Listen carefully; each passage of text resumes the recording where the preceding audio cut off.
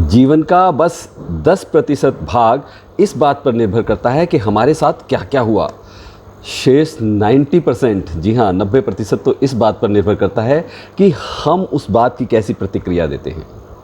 नमस्कार दोस्तों, आज बस एक छोटी सी कहानी, और ये कहानी बहुत गहरे मतलब रखती है। हो सकता है कि किसी रूप में किसी ने इस कहानी को, इस किस्से को पहले सुना हो। हमेशा से ऐसे प्रेरक प्रसंगों की चर्चा अक्सर होती रहती है, लेकिन ये कहानी आज के परिप्रेक्ष्य में आज के लिए भी अपनी सार्थकता को सिद्ध करती है। इस प्रसंग से पहले मेरा संक्षिप्त परिचय। मैं सरस कमल, सर्टिफाइड होपोनोपोनो हीलर और लॉ ऑफ अट्रैक्शन कोच। मैं लॉ ऑफ अट्रैक्शन सिखाता हूं और मेरे स्टूडेंट्स बहुत ही शानदार कमाल के रिजल्ट्स पा रहे हैं। आपको अगर मेरे साथ लॉ ऑफ अट्रैक्शन सीखना है तो डिस्क्रिप्शन में दिए गए लिंक के जरिए आप हमारा व्हाट्सएप ग्रुप ज्वाइन कर लीजिए। मेरे इस चैनल को सब्सक्राइब कीजिए, वीडियो पसंद आ रही है तो लाइक कीजिए और ज़्यादा से ज़्यादा लोगों में शेयर कीजिए। और इस सब के लिए पहले से ही धन्यवाद। जी हाँ, तो मैं एक कहानी सुना रहा था। किसी शहर में एक लड़का अपने माँ बाप के साथ रहता था। पापा उसके किसी प्राइवेट कंपनी में काम करते थे। मम्मी उसकी टीचर थी, स्कूल टीचर, लेकिन काफ़ी सालों से उन्होंने वो जॉब छोड़ दिया था क्योंकि बीमार रहने लगी थी। सेहत के कारणों से उन्होंने जॉब छोड़ दिया था। लड़का बहुत होनहार, पढ़ाई लिखाई में होशियार, खेल कूद में अव्वल, हर चीज़ में नंबर 1, और अपने माँ बाबा का ख्याल रखने वाला भी, उनको इज़्ज़त देने वाला। और पढ़ाई पूरी होने के बाद उसकी बैंक में जॉब लग गई, और तो और उसका दिल लग गया किसी लड़की के साथ। प्यार करने लगा वो किसी से, और जल्दी ही उसने शादी भी कर ली उसी लड़की के साथ। उनकी दोस्ती चली कुछ समय और उसके बाद शादी कर ली। माँ बाप बहुत खुश, लड़का बहुत खुश कि इतनी खूबसूरत प्यारी लड़की उसको मिली है जिसने उससे शादी करी है, उसका ख्याल रखती है। वो उस लड़की को दिलो जान से चाहने लगा था, खूब प्यार करता था, सब कुछ अच्छा चल रहा था। लेकिन अब आया उसकी ज़िंदगी में अचानक से भूचाल।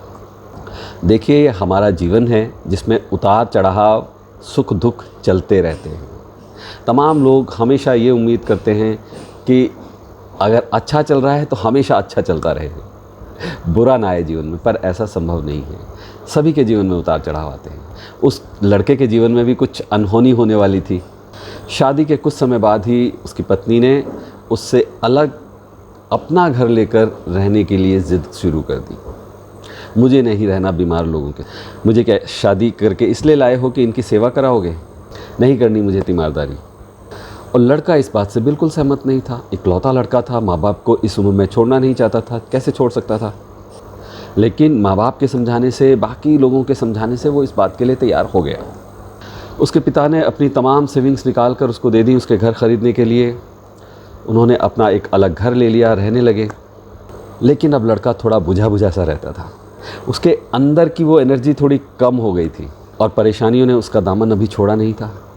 अब लड़की ने वहाँ भी उसके साथ रोज़ रोज़ के झगड़े शुरू कर दिए। अलग अलग तरीके से लड़के को सताने लगी, उसे धमकियाँ देने लगी अलग होने के लिए, तलाक लेने के लिए। मकसद उसका ये था कि वो घर छोड़ के वहाँ से चला जाए। दरअसल उसका कोई पुराना दोस्त था जिसको वो चाहती थी, वो कहीं चला गया था और अब वो वापस आ गया था। ऐसे में ये लड़की चाहती थी इस लड़के से अपना पीछा छुड़ाना, और घर उसने अपने नाम करा ही लिया था। इसलिए रोज़ रोज़ के झगड़े, तलाक की धमकी, मारपीट, तमाम तरीके की चीज़ें शुरू हो गई। और इस सब से परेशान होकर उस लड़के ने एक दिन वो घर छोड़ दिया और अपने माँ बाप के घर फिर से आ गया। लेकिन अब वो लड़का बुरी तरह से टूट चुका था। अपने इस रिलेशनशिप में उसने अपना सब कुछ दांव पर लगा दिया था।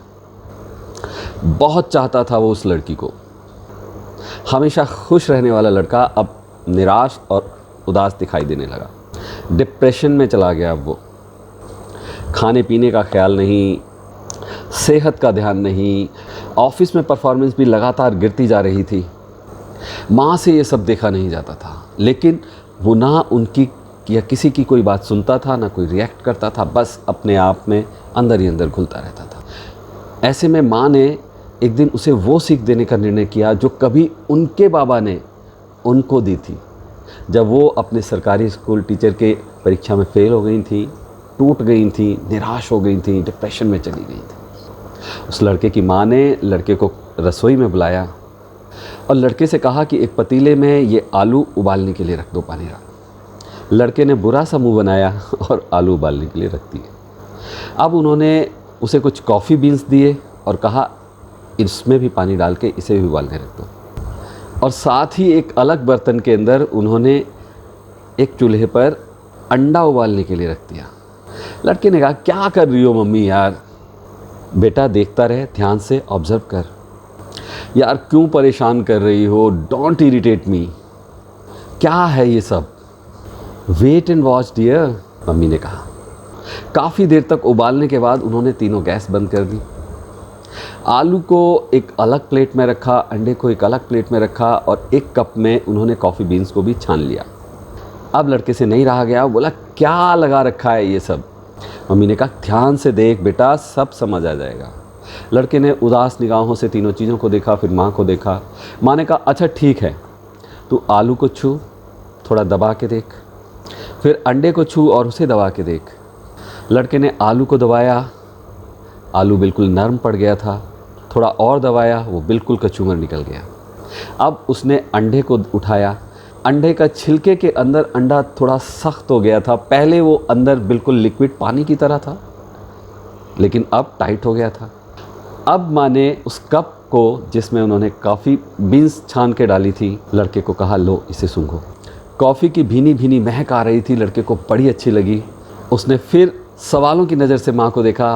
अब माँ ने कहा अगर तुमने ध्यान दिया हो बेटा तो देखो, 3 अलग अलग चीज़ें लेकिन परिस्थितियाँ एक है ना। गर्म पानी में उबलना यानी विषम परिस्थिति, कठिन हालात, लेकिन एक जैसे विपरीत हालात। हालात विपरीत हैं पर तीनों के लिए एक जैसे हैं, है ना। लेकिन सब ने अपने गुण धर्म के अनुसार अलग अलग रिएक्शन दिया। सोचो क्या हम इनसे कुछ सीख नहीं सकते? अब लड़के को थोड़ी थोड़ी बात समझ आने लगी थी। माँ ने कहना जारी रखा देखो इसी तरह एक ही परिस्थिति में हम इंसान भी अलग अलग तरीके से रिएक्शन करते हैं, अलग अलग रिएक्शंस देते हैं। यानी उन हालातों से किस तरह से हम डील करते हैं, हर इंसान अलग अलग करता है ना।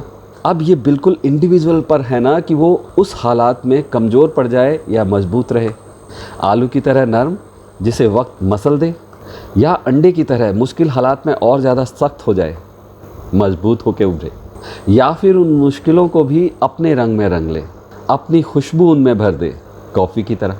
बेटा अब तुम तय करो कि तुम्हें क्या बनना है, कैसा बनना है, कैसे अपना जीवन बिताना है। और हाँ, बस तय करने की देरी है तुम्हारे। हालात के आगे हथियार डाल देने हैं या सामना करना है। देखो सामर्थ्य तो तुम में है और जीवन किसी एक अवरोध से नहीं रुकता, ये तुम भी जानते हो। जीवन चलता रहता है।